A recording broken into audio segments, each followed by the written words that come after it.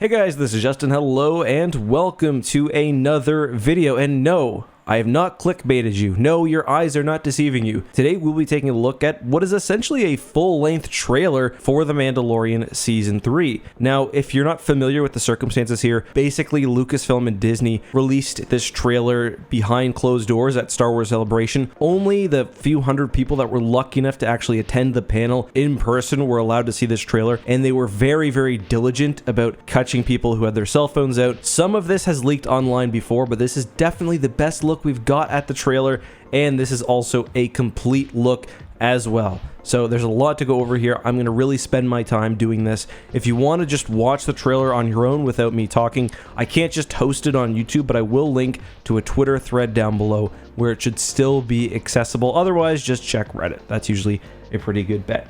With that being said, let's get started. And again, because this is very sensitive, I could get copyright struck for this quite easily. I'm going to have to do this a little bit different and sort of just kind of scroll through and not play too much uninterrupted. So the trailer starts off with the Mandalorian on kind of an unknown planet. We get a surprising amount of locations in this trailer, as we see at the end. Some that are familiar and very interesting, but some that seem to be new as well. And of course, I was not sure how this season would progress, but it does seem like, based on this trailer, there's going to be several main storylines. The Book of Boba Fett obviously hinted at the fact that the Mandalorian is going to need to get his Mandalorian mojo back, something that could be impossible because Mandalore has been devastated. We obviously get a lot of the armor in this trailer and hints at some sort of upcoming, perhaps civil war against the Mandalorians, a Mandalorian faction. And the armorer features very heavily, very prominently in this trailer, and here she's basically saying that because the Mandalorian took his mask off, that redemption will be impossible. Another thing that's kind of surprising to me is how much content this trailer has. Like, the visual effects in this are finished. Like, this is a very, very well put together trailer. A lot of people are saying that it's one of the best Star Wars trailers they've ever seen, despite the fact that it's not been released, and I actually agree with that. The music, everything just comes together so well. We get a look here at Grogu, which also kind of reminds me that although I didn't necessarily agree with the Book of Boba Fett in taking Grogu out of Luke's Jedi Temple, that wasn't something that was casually done for the purposes of that show. That was definitely part of a longer plan. But here, more kind of shots of the armor. We see there's some cool space scenes in this. We'll see some later. But one thing you'll notice too is that the Mandalorian seems to have gotten an astromech droid. And here, let's just scroll ahead a little bit here. Here we have the Mandalorian visiting Bo-Katan. She's obviously in some compound. And throughout this trailer, we get a kind of sense that she's more openly hostile towards the Mandalorian than she has been before. She's always been this character who's kind of on the edge of protagonist or antagonist, even anti-hero sometimes. She's brutal, she is self-centered, she does what she wants. Sometimes that bodes well for the good guys and matches the objective of the good guys. In this season, I think we might see her come to blows, either figuratively or literally, with the Mandalorian. Another really cool shot of her here. These are Kowakian monkey lizards. I believe this is Navarro. We're going to get an amazing shot in a second here of Grief Karga just looking absolutely spectacular. Like, this costume design for him, it's so good because, you know, he's a manly dude and he looks manly in this too, but also he's got that Lando Calrissian regalness to him, you know, looking like an absolute threat, but still looking really cool at the same time. And this is, for one, obviously the classic New Republic characters, but I guess it's going to show in a second. We also see Peli Motto here on Tatooine. A lot of people have been wondering, are we going to see Boba Fett in this show? This scene right here kind of confirms to me that we almost certainly are. I already thought it would have been extremely strange for Fett not to appear in the Mandalorian Season 3, given the fact that so much of his show was dedicated to re-establishing his character and that the actual plot line wasn't as important. Rather, his relationship with the Mandalorian himself was developing, and his sort of sense of self and rebirth was also occurring. that show and season 1 of that show is basically setting him up to appear in other things, whether it's the Book of Boba Fett season 2, which was hinted at today, or The Mandalorian season 3. But yeah, there's Peli Motto there. Classic. This is very interesting as well. This is the first scene that I really want to spend some time talking about. Before we get into the obvious facts, like this is Dr. Pershing. Look at this right here. This is the New Republic's insignia that they've been using through Star Wars canon. You can't quite tell exactly without a careful eye because this quality isn't super high. But yeah, this is the New Republic's insignia. This is Dr. Pershing. And it doesn't look like he's really... It almost looks like he's being talked to, maybe lightly interrogated, but it doesn't seem like he's in a New Republic holding facility here. He's got a drink. His hands seem to be unshackled, and we'll get another look at that in a second. This droid doesn't seem particularly menacing. There's like a plant here. I'd say this could be like a New Republic intelligence office, and they're probably trying to track down what he knows about the strange cloning efforts that Moff Gideon is using, or kind of whatever he's doing. But other than that, like, it doesn't seem like it's an openly adversarial thing, if that makes sense. I do think Moff Gideon is obviously going to escape at this point, and it's very possible that they're trying to use whatever knowledge he has to track them down. So we see, looks like Mandalorians together. Maybe, interestingly, that almost looks like, I assume that was the Mandalorian at first, but I guess that's Grief Karga. So it seems like there's some Mandalorian supporting him, perhaps. Maybe he's almost like he's got an honor guard. I don't really know why he would, unless that's kind of a job they've picked up, but one kind of thing some people have speculated, and I don't know if I missed it early on, there's a shot of a Baby Yoda sized helmet, is that Din may be trying to expand kind of his clan, his Mudhorn clan. Yeah, kind of more shots of Mandalorians slowly walking through cities. This is kind of where I'm wondering whether this is especially with Bo-Katan here. She's talking to Baby Yoda in the scene.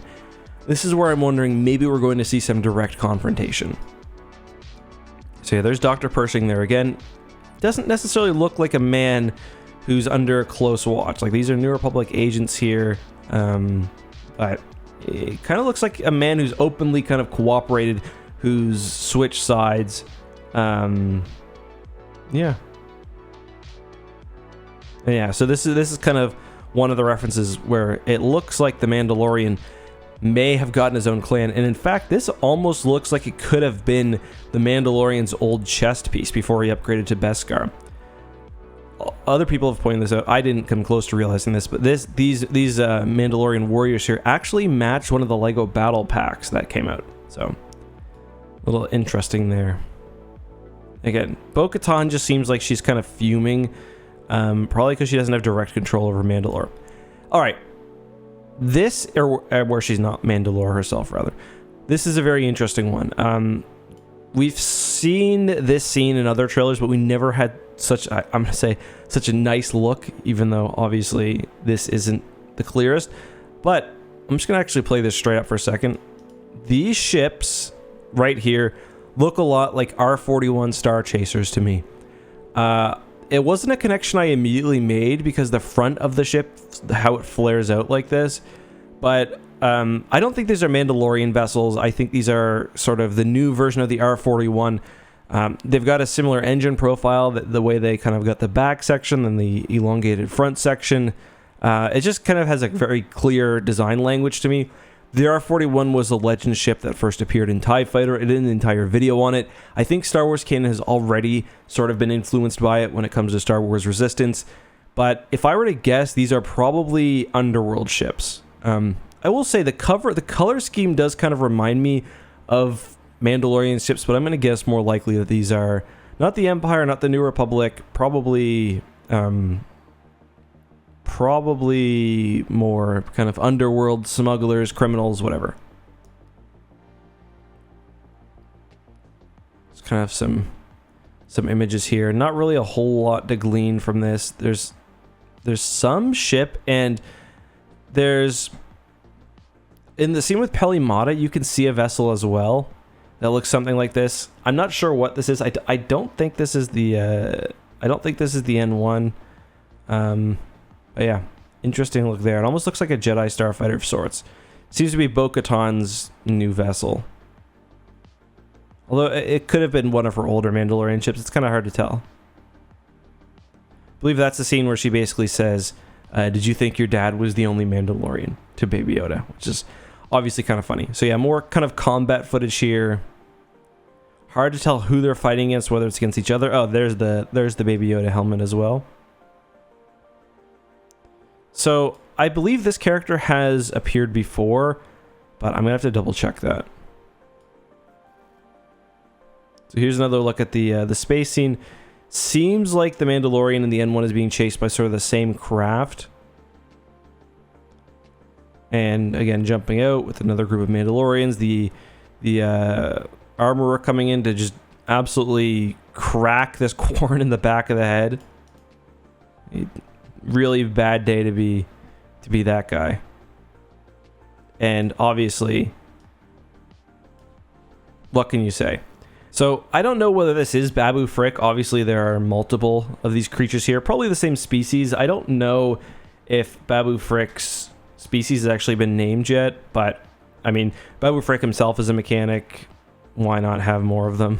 That was obviously a crowd-pleasing moment. He's got something on his he's got like a Hans Dice situation going on there. I'm not sure. That honestly looks more like a firework than a proper explosion. This is a very interesting scene. It looks like a Star Destroyer being decommissioned, or maybe my first thought was actually refitted, i.e. re-entering service because it's on this big naval yard. This could be Corellia. This matches kind of the look of Corellia from Solo. I always imagine the Corellian shipyards being in space, and logically I think that makes more sense, but this looks like it could be Corellia. Like this is not some small plant. There's a lot of this is heavily industrialized here. My only thing is, would Corellia openly be building Star Destroyers like this? I mean, these could very well be New Republic Star Destroyers, or this could be something decommissioning a Star Destroyer for a Starhawk program, or whatever else. But maybe this is like an Imperial world in the unknown regions. Either way, very interesting. What kind of shots here? There's him shooting at those craft again. It looks like here that they might be fighting over some sort of Imperial base, as this looks like an AT-AT here. Kind of moored. Moored's a weird word to use for a legged thing, but it looks like it's almost moored against this platform. More kind of fighting with the Mandalorians here. I love this scene. Especially with the music. You've got to really watch this with music. It's actually really great.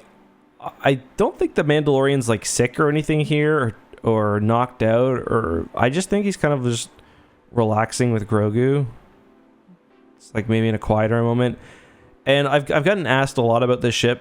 Like, so many people have asked me, is this the Eclipse? No. This is a very small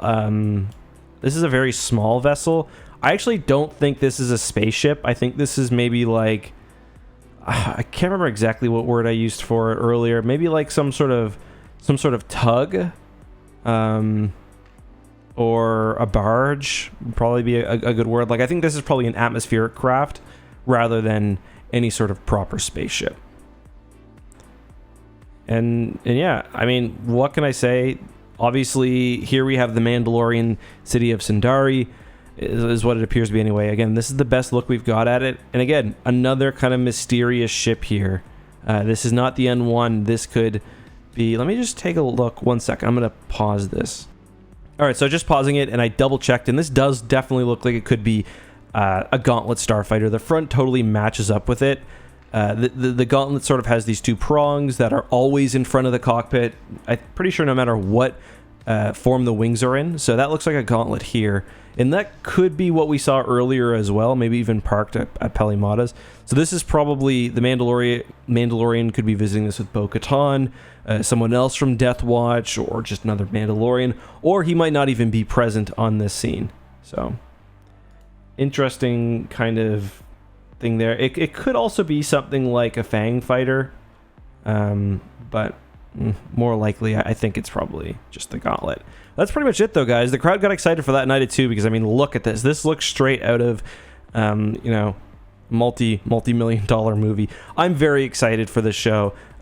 Again, like I said, I questioned a lot of their decisions in the Book of Boba Fett when they reunited the Mandalorian and Grogu so quickly, but based on this trailer, I feel like it could work. Just my thoughts, though. That's my breakdown. Did I miss anything in all of this grainy footage? I'm sure you'll let me know. Till next time, be safe, have a good one, and may the Force be with you.